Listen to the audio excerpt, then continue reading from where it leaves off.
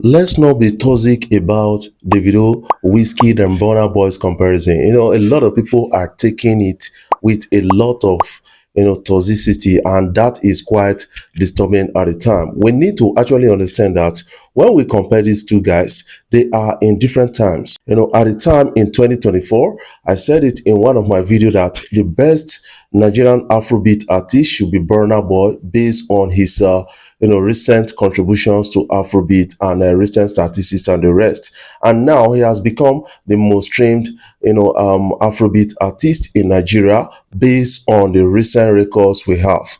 But he's not the biggest earner according to what is being released by African Zone. I think we need to still understand it from that point of view. When I talk about different times for these guys, at the time in the career of Davido, he was one of the biggest. At the time in the career of Wizkid, he was one of the biggest. Right now, we're talking about Burna Boy being the biggest. And at the time, it may be Rema also, and Tems is climbing along the chart. That is what I got to understand. I think Tems is really climbing ahead of Rema based on this. I'm comparing the pace, but Rema is a guy who has talked, in protecting Afrobeat legacy, and that is quite interesting to understand. We need to protect the originality of Afrobeat. When I listened to Rema's recent album, I got to understand that this guy is trying to protect a lot of things, and many people will need to understand it from that point of view. Before I dive in proper, I want to say thank you guys for watching our videos and thank you for the love so far. If you are new here, you can click the subscribe button below, the bell notification icon to always get notifications each time we upload our videos. Yes, one of the highest earner in Nigeria on Spotify right now, according to what is being released by African Zone, is that Wizkid earns about $1 million in revenue from Spotify based on streams, and followed by Burna Boy, who earns about $760,000 or so. And then we have Tems on number third before you get to a lot of people. But Davido has actually gone down on that earning. But somehow a lot of people are looking at streams, looking at events as one of the major ways of artists gaining a lot of money. Yes, it's one of the major ways, but most artists, they know themselves and they know their way around business of artistry. That is something I got to understand, because looking at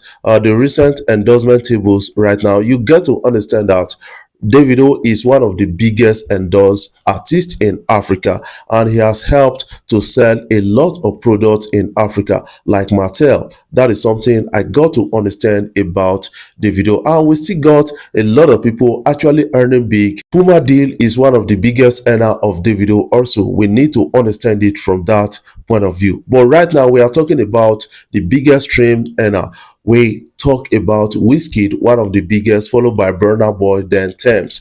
That is what we are getting based on the recent estimation of their earnings on this Spotify platform. What is your own take about all of this? I want you to put that in the comment section so that you can have a glimpse at what you feel. Based on this, should we measure the contributions of these artists based on their earnings, on their streams and the rest, or should we measure the kind of the size of an artist based on this?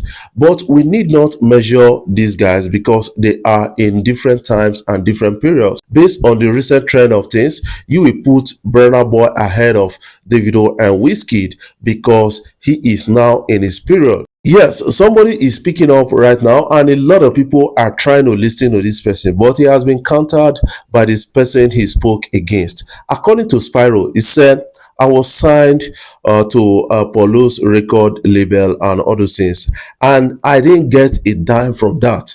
And he said this at a recent podcast. A lot of us are now responding to that. I think it's quite interesting because this is not the first time of an artist to come out to say a lot of things around that.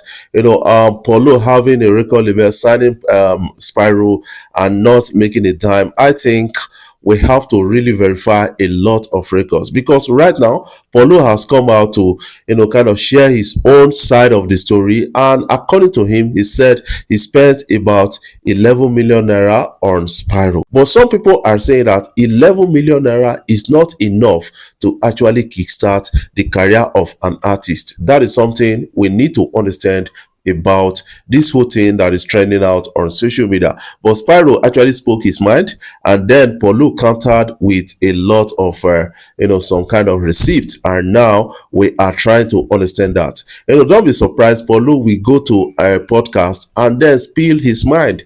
That is something I got to understand about all of this. Let's listen to Spyro as he speak about being signed to Paulo's music record label, and not getting a dime from that. He has to be going to the bank to borrow money just to actually do some basic things for himself, and also borrowed money from his boss, who never gave him money. Funke oneself. The gist was that we went to the bank to borrow money.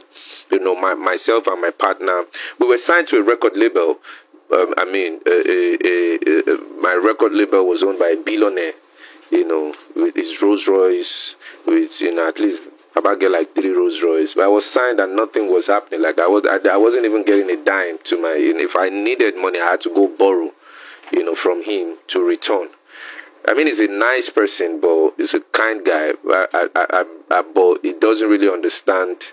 I don't think he understands the label business as at then. I don't know about now, but I was just there, I was just there, and I signed the deal because I saw the affiliation he has with the likes of Wizkid. He was giving everyone endorsements and all that. Like, oh my life is about to change right now. In fact, I clear on my Instagram pictures. See, now I don't arrive, man. Branding won't start now. You get, as this my sign, now branding won't start. See, my life don't change. But I was there for about 2 years and nothing happened. I was always in tears, crying, because nothing was done. So it was when we dropped Funke. David picked interest in the song. It had nothing to do with the record label. I went to the label to fund the project, but they were not forthcoming, even though the money was there. So myself and my partner just sat down. We got to do this thing ourselves. So he was working as at then. And then, he went to the bank to take a loan, and he was paying monthly from his salary. So he couldn't even send money home to his parents again, because he had to pay. Okay. Yeah, so we guys collect loan, not even one loan we collect, now like 2 loans. We collect loan from one babe self that time. So 2 loans. How much altogether? I can't remember now, but it was in millions, maybe about 5 million or something. Back then, it was huge money. Was it 5 million or 10 million? I can't remember. It was huge money. And what I can tell you is that it was huge money back then, and it got to a point we couldn't even pay again, and the banks, the banks started coming home. Just see windows, see people with suit like that, go hide. They go, you reach one point, they go knock.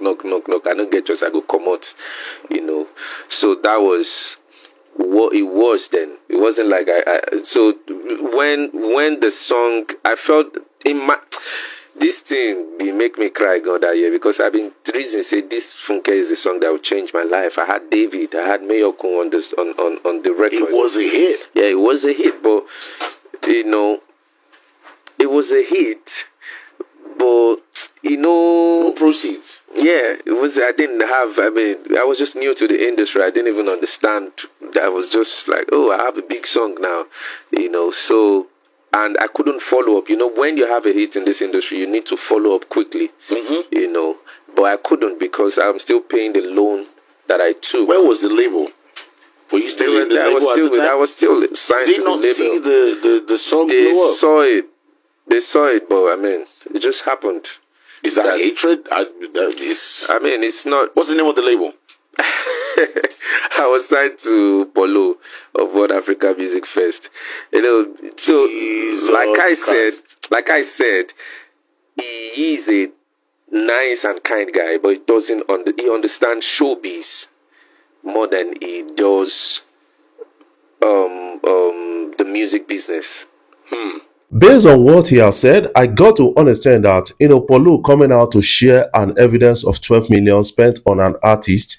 I think Polu was never interested in promoting Spyro. Don't tell me that you spent 12 million naira on an artist just to make that artist successful. That is something you need to understand, because 12 million naira is really, really too small for an artist to actually succeed. That is something we should be talking about, kind of big millions. And according to him, said he spent 12 million and also shoot, two music videos for Spyro and the rest. But that's is not really substantial to an extent, because you should go to other record label and ask what is spent on an artist to become successful. The likes of Don Jazzy, the likes of Olamide, the likes of Davido, the likes of Burner, and a lot of others will tell you this, and you will get to understand it in your own terms.